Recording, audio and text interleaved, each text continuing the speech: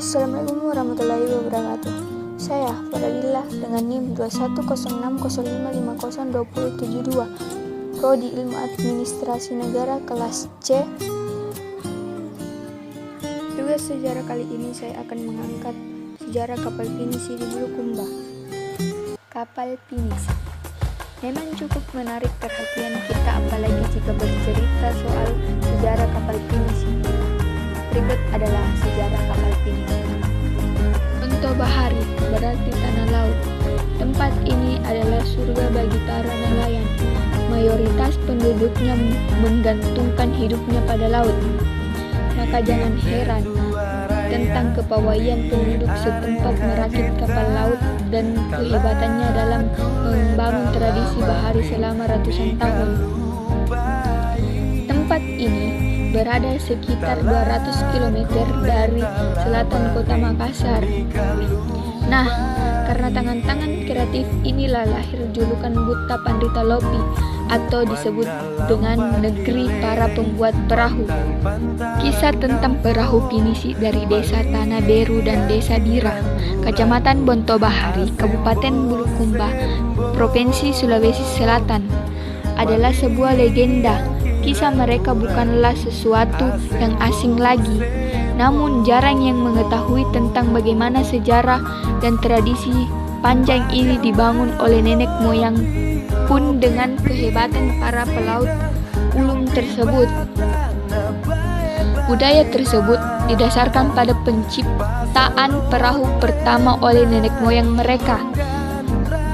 Alkisah dalam mitologi masyarakat Tanah Beru, nenek moyang mereka menciptakan sebuah perahu yang besar untuk mengarungi lautan, membawa barang-barang dagangan dan menangkap ikan.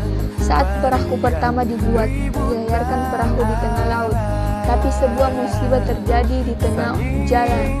Ombak dan badai menghantam perahu dan menghancurkannya. Bagi badan perahu terdampar di dusun Ara, layarnya mendarat di Tanjung Bira dan isinya mendarat di Tanah Lemu. Itu sudah menjadi pesan simbolis bagi masyarakat desa Ara. Mereka harus mengalahkan lautan dengan kerjasama. Sejak kejadian itu, orang Ara hanya mengkhususkan dirinya sebagai pembuat perahu.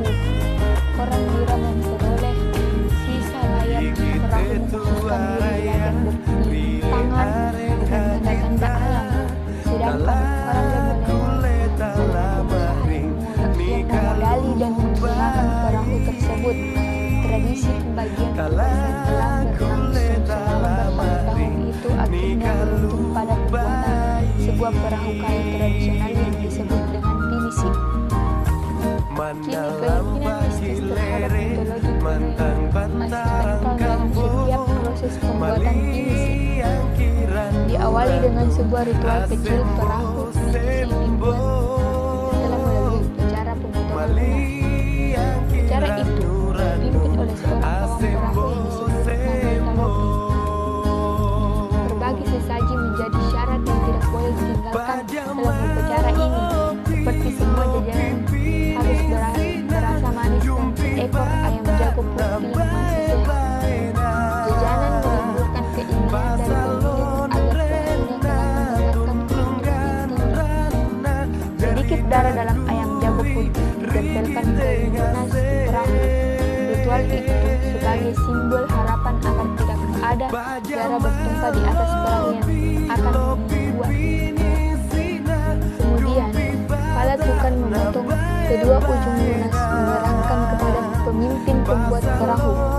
Potongan ujung lunas depan dibuang ke laut sebagai tanda agar perahu bisa menyatu dengan ombak di lautan. Sedangkan potongan lunas belakang dibuang ke daratan untuk mengingatkan agar sejauh perahu melaut maka dia harus kembali dengan selamat ke daratan. Pada bagian akhir, Pandita Lopi mengumandangkan doa-doa ke hadapan Sang Pencipta.